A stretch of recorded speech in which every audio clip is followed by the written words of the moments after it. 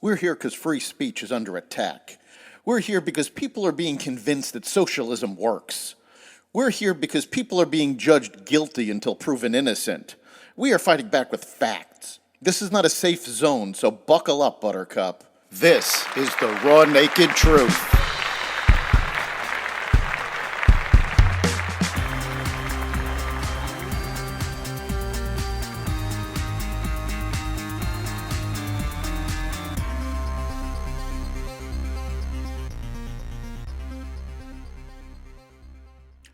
Welcome to the Raw Naked Truth. I'm your host, Eric Lopkin.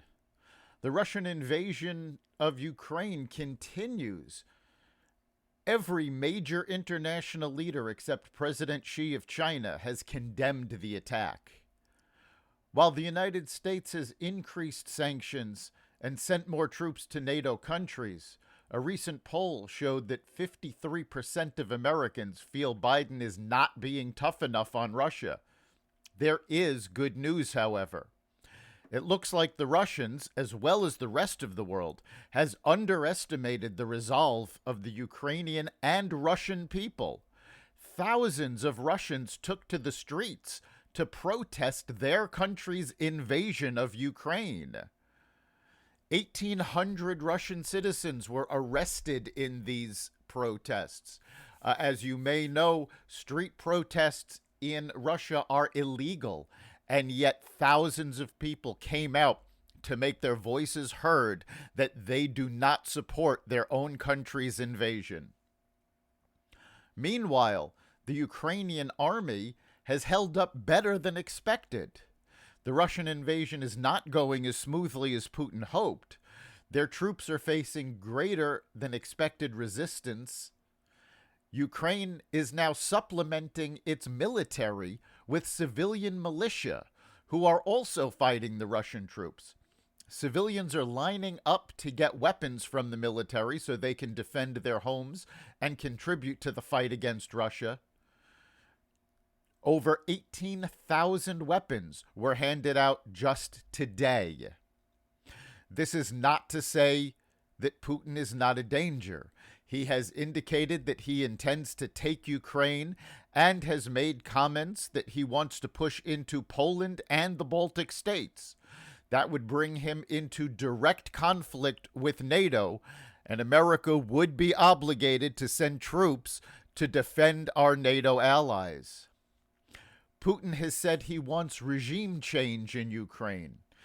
He is attempting to install a puppet regime, as Russia had in Ukraine in the past. The problem he faces is that the Ukrainian people are the ones that kicked out his previous puppet regime. The Ukrainian military will not follow a puppet regime, so Putin will need to keep an occupying force in Ukraine to keep his puppet in place. This would prolong the conflict and make it a lot more bloody.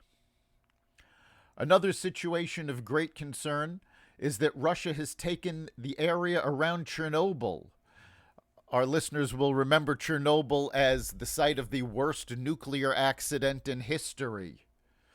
While this gives Russia another route to attack the capital city of Kiev, it also gives them easy access to nuclear materials and nuclear waste that were stored there.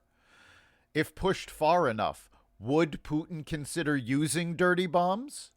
Additionally, as sanctions chip away at the Russian economy, would Putin consider selling that nuclear material to terrorist groups to keep his war bankrolled?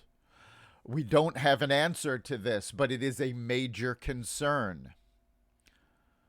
Ukraine is also taking actions to help fund their efforts. Ukraine is crowdfunding to raise money for its armed forces as it faces down one of the biggest militaries in the world. National Bank of Ukraine set up a special account on Thursday where people from around the world can send money in major currencies to Ukrainian soldiers. Come Back Alive, a nonprofit based in Kiev, said it raised 20.5 million hryvnia, and I apologize for butchering the pronunciation of that.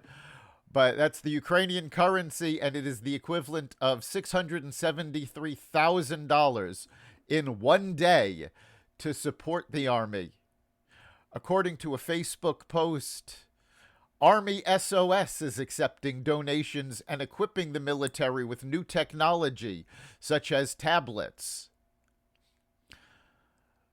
Quote, "You helped the military more yesterday than you did in 2021. Come Back Alive posted on Wednesday. Now, the lack of a strong Western response is a danger not just to Ukraine, but in situations around the world. Putin stated that Ukraine, quote, does not have the right to exist, unquote. That is the same language Iran and other terrorist states have been using referring to Israel. China is looking to take Taiwan in much the same way that Putin wants to reclaim Ukraine. These countries are watching the West's response as they plan their own actions. This is the largest attack in Europe since World War II. From Putin's statements, this is not going to end soon. That's the raw, naked truth. If you have a topic you'd like us to look into, you can contact us at xvadio.com/connect.